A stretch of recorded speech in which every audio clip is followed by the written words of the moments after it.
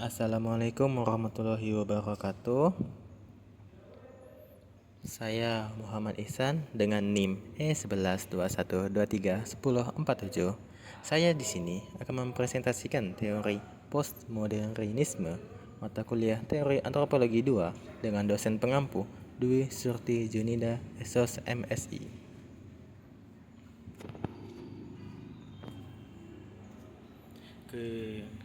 Saya mulai materi dengan kemunculan postmodernisme. Istilah postmodernisme pertama kali muncul pada tahun 1930-an oleh Federico de Onís dalam seni.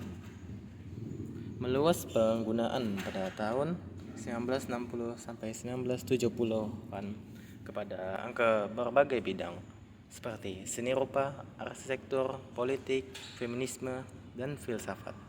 Postmodernisme muncul sebagai respon terhadap modernisme atau kelanjutan, bisa juga sebagai kelanjutan, penolakan, atau pengembangan.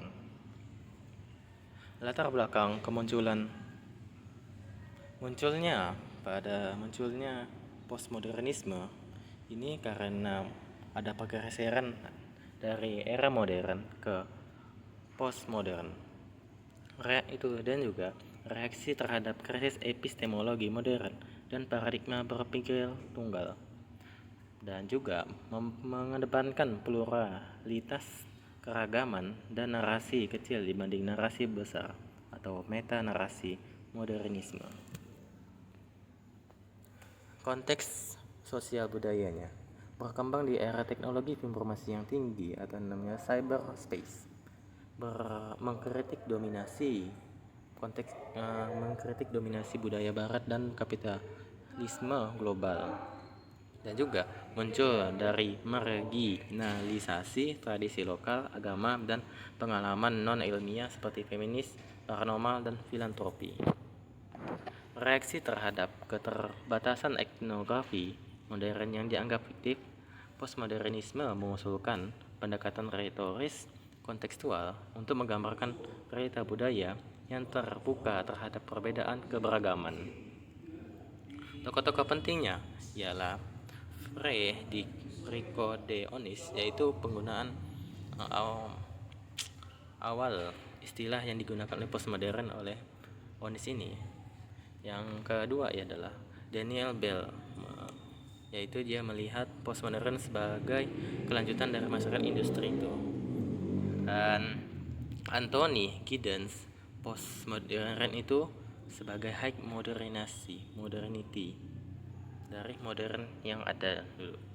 Yang keempat adalah Jürgen Habermas,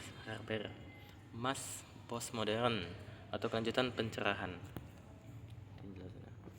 Selanjutnya adalah Zygmunt Bauman, yaitu dia menjelaskan tentang budaya postmodern tergantung pada media dan interpretasinya. Jacques Derrida, yaitu dia menjelaskan dekonstruksi dan relativitas makna, saling berhubungan tentang postmodernisme. Dan yang terakhir adalah Akbar S. Ahmed and Hans Bertens, yaitu mengkritik tajam terhadap proyek modernitas dan nilai-nilai universal. Pengembangannya dalam antropologi, postmodernisme ini sebagai respon terhadap krisis etnografi, menekankan pluralisme, anti-esensialisme, dan pengakuan keragaman maksudnya. Dan juga pengaruh kuat dari perkembangan teknologi dan globalisasi. Kaitannya dengan teori antropologi dekat dengan poststrukturalisme, dekonstruksi simbol, rekonstruksi simbol dan bahasa, itu termasuk dengan antropologinya. Menggeser fokus antropologi ke modal sosial, emosi, spiritualitas, dan juga menjadikan antropologi lebih inklusif, reflektif terhadap keberagaman.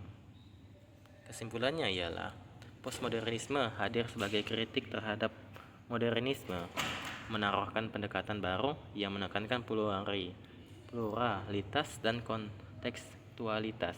Dalam antropologi, teori ini juga membuka jalan untuk memahami budaya yang lebih kompleks dan manusiawi.